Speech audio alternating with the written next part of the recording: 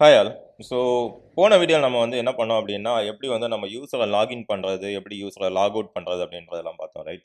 அவங்களுக்கு பட்ஜெட் எப்படி டிஸ்ப்ளே பண்ணுறது இதெல்லாம். ஸோ இதை நான் வேறு எதுவும் பண்ணல, ஜஸ்ட் வந்து கொஞ்சம் HTML CSS கொடுத்துருக்கேன். இந்த கலரிங்ஸ் எல்லாம் கொஞ்சம் கொடுத்துருக்கேன். ஸோ இங்கே வந்து இப்போ வந்து நம்ம base.html பார்த்தீங்க அப்படின்னா, நமக்கு வந்து நேவிகேஷனல் பாரில் இஸ் ஆத்தென்டிகேட்டட் அப்படின்றதுல இங்கே தான் வந்து நம்ம பட்ஜெட்டை டிஸ்ப்ளே பண்ணுறோம். பட்ஜெட்டை டிஸ்ப்ளே பண்ணுறதுக்கு நான் என்ன பண்ணியிருக்கேன் அப்படின்னா, இந்த கிளாஸில் போயிட்டு ஃபஸ்ட்டு வந்து நேவிகேஷனுக்கு ஒரு லிங்க் கொடுத்துருக்கோம். அதில் வந்து நம்ம ஸ்டைலில் வந்து க்ரீன் கலரும் ஃபாண்ட் வெயிட் வந்து போல்டும் அட்டாச் பண்ணியிருக்கேன். அதே மாதிரி நம்ம வந்து யூஸரை டிஸ்ப்ளே பண்ணுறதுலையும் ஸ்டைல் கலரில் வந்து எல்லோ கொடுத்துருக்கேன், ஃபாண்ட் வெயிட் வந்து போல்டு கொடுத்துருக்கேன். ஸோ இவ்வளோ தான் நான் செஞ்சுருக்கேன். ஓகே. ஸோ இப்போ வந்து நமக்கு வந்து கொஞ்சம் நீட்டாக டிஸ்ப்ளே ஆகிற மாதிரி நம்மளோட நேவிகேஷனல் பார் வந்துடுச்சு. வேணா நீங்கள் இதையெல்லாம் கூட வந்து நீங்கள் கஸ்டமைஸ் பண்ணிக்கலாம். ஓகே.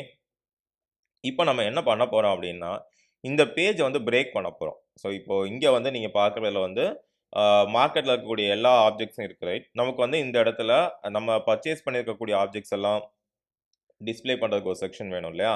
ஸோ அதை கிரியேட் பண்ணுறதுக்கு நம்ம என்ன பண்ண போகிறோம் அப்படின்னா, இந்த பேஜை நம்ம வந்து ஃபஸ்ட்டு ஃப்ரண்ட் எண்டில் கண்டெயின் பண்ண போகிறோம். ஓகே. ஸோ இந்த டிஸ்ப்ளே பண்ணுறதெல்லாம் ஒரு செக்ஷனாகவும், நம்ம பர்ச்சேஸ் பண்ணியிருக்கக்கூடிய ஐட்டம்ஸ் எல்லாம் ஒரு செக்ஷனாகவும் நம்ம வந்து தனித்தனியாக ஸ்ப்ளிட் பண்ண போகிறோம்.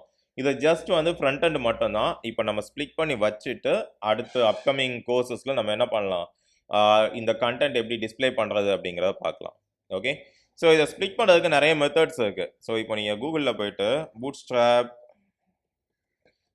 கிரிட் எக்ஸாம்பிள் அப்படின்னு நீங்கள் கொடுத்தீங்க அப்படின்னா உங்களுக்கு ஏகப்பட்ட கிரிட் வரும். ஸோ இப்போ நான் கிரிட் சிஸ்டம் அப்படின்னு போனேன்னா இதில் பாருங்கள், இது வந்து Bootstrap உடைய அஃபிஷியல் டாக்குமெண்டேஷன். நான் முன்னாடியே சொல்லியிருக்கேன், ரைட்?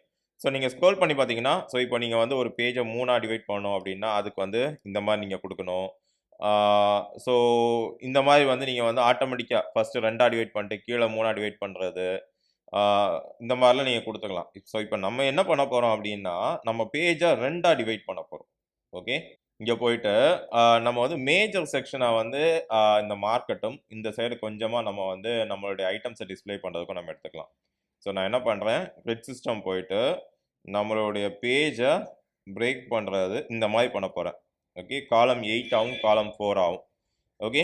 ஸோ அதுக்கு என்ன பண்ணலாம் அப்படின்னா, இந்த இருக்கு இல்லையா, இதுதான் அதுக்குரியது. ஸோ நம்ம என்ன பண்ணுறோம், ஒரு ரோ ஒன்று இனிஷியேட் பண்ணுறோம். ஸோ பேஸ்ட் பண்ணிட்டு நான் எக்ஸ்பிளைன் பண்ணுறேன். ஸோ நம்மளுடைய மார்க்கெட் .htmlக்கு போகணும். ஸோ நம்மளுடைய market.html போயிட்டு இங்கே நான் என்ன பண்ணுறேன் அப்படின்னா, இதை பேஸ்ட் பண்ணுறேன். ஸோ இது நார்மலாக என்ன அப்படின்னா ஜஸ்ட்டு HTML CSS தான். இந்த div அப்படிங்கிறது ஒரு கண்டெய்னர். அதை வந்து நம்ம ரோ அப்படின்ற கிளாஸை இனிஷியேட் பண்ணோம் அப்படின்னா அது இந்த மொத்த பேஜையும் மொத்த பேஜோட லெங்க்த்தையும் எடுத்து ஒரு கண்டெய்னரை கிரியேட் பண்ணும். ஓகே. அதுதான் இங்கே நம்ம பண்ணியிருக்கோம். அந்த கண்டெய்னரை மறுபடியும் நம்ம டிவைட் பண்ணியிருக்கோம். கிளாஸ் வந்து காலம் 8 ஆகும், காலம் 4 ஆகும். காலம் 8 அப்படின்னா அதுக்கேற்ற மாதிரி விட்டு எடுத்துக்கும், காலம் 4 அப்படின்னா அதுக்கேற்ற மாதிரி விட்டு எடுத்துக்கும். இப்போ நான் சேவ் பண்ணிவிட்டு இதை நான் ரன் பண்ணுறேன் பாருங்கள். ஓகே. ஸோ இங்கே பார்த்தீங்கன்னா தெரியும் உங்களுக்கு காலம் 8 எவ்வளோ தூரம் வந்திருக்கு, காலம் 4 எவ்வளோ தூரம் வந்திருக்கு அப்படிங்கிறது. ஓகே. ஸோ இப்போ நான் என்ன பண்ணுறேன், இந்த டேபிள் அப்படியே கட் பண்ணிவிட்டு, ஓகே, நம்ம காலம் 8க்குள்ளே நான் வைக்கிறேன். ஸோ என்டர் கொடுக்குறேன். காலம் 8க்குள்ளே நான் இந்த டேபிளை அப்படியே நான் வைக்கிறேன். ஓகே. இப்போ ரீலோட் பண்ணோம் அப்படின்னா இங்கே பாருங்கள், நமக்கு இந்த காலம் வந்து நீட்டாக க்ளோஸ் ஆகிடுச்சு. ஸோ இந்த ஏரியாவில் ஃபுல்லாக மார்க்கெட்டில் அவைலபிள் ஐட்டம்ஸ் ஃபுல்லாக நமக்கு டிஸ்பிளே ஆகும். இந்த செக்ஷனில் ஃபுல்லாக நமக்கு வந்து நம்ம என்ன பர்ச்சேஸ் பண்ணியிருக்கோமோ அதை யூஸ் பண்ணுறதுக்கு நம்ம க்ரியேட் பண்ணியிருக்கோம். சரியா? ஸோ இப்போ இதுக்கு கொஞ்சம் பிரேக்கேஜஸ் எல்லாம் கொடுக்கலாமே. ஸோ இப்போ நான் என்ன பண்ணுறேன், இங்கே போயிட்டு கிளாஸ் நம்ம வந்து ரோ கொடுத்துருக்கோம் இல்லையா, இந்த ரோவில் வந்து மார்ஜின் ஃபிக்ஸ் பண்ணலாம். So style margin top 20 pixel. Okay. 20 pixel margin டாப்பில் கொடுக்கலாம். சேவ் பண்ணிட்டு இப்போ ரன் பண்ணோம் அப்படின்னா, இப்போ ரன் பண்ணுறேன், மேலே ஒரு 20 பிக்சல், அதேமாதிரி இந்த சைட்லேயே ஒரு 20 பிக்சல் கொடுத்துக்கலாம். ஓகே. நம்ம மார்ஜின் லெஃப்ட் இதுவுமே வந்து 20 பிக்சல். ஓகே.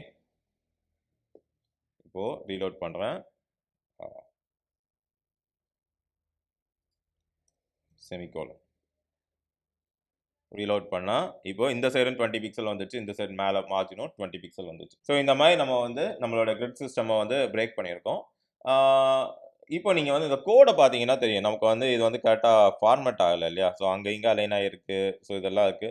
ஸோ இத வந்து ஃபார்மேட் பண்றதுக்கு நெறைய ஆப்ஷன்ஸ் இருக்கு. ஸோ இப்போ அ நெட்ல போயிட்டு HTML பியூட்டிஃபையர் அப்படின்னு தேடுனீங்கன்னா, HTML பியூட்டிஃபையர் அப்படின்னு தேடுனீங்க அப்படின்னாலே, உங்களுக்கு வந்து HTML ஃபார்மேட் நெறையா வரும். ஓகே. நம்ம ஒவ்வொரு தடவையும் போயிட்டு நம்மளோட கோட போயி டேப் குடுத்து மூவ் பண்ணி அந்த மாரிலாம் பண்ணணுன்ற அவசியம் இல்ல. நான் இங்க போயிட்டு எல்லாத்தையும் அப்படியே காப்பி பண்றேன்.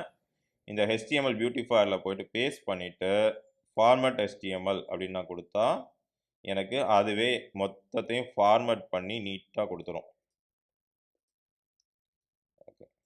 காப்பி பண்ணிட்டேன். இப்போ போயிட்டு நான் இங்க பேஸ்ட் பண்ணிட்டேன் அப்படின்னா, பாருங்க அது எல்லாமே நமக்கு தேவையான மாதிரி நீட்டா ஃபார்மேட் பண்ணி குடுத்துரும். ஓகே. நம்ம வந்து ஒவ்வொரு தடவையும் ஃபார்மேட் பண்ணணும் அப்படின்ற அவசியம் இல்ல. அண்ட் இத வந்து நீங்க ஃபார்மேட் பண்ணணும் அப்படின்ற மேண்டேட்டரி கிடையாது. இல்ல பைசார்ம்க்கு வந்து வேற ஏதாவது பிளக்கின் இருக்குது ஃபார்மேட் பண்றதுக்கு அப்படின்னா, அத கூட நீங்க யூஸ் பண்ணலாம்.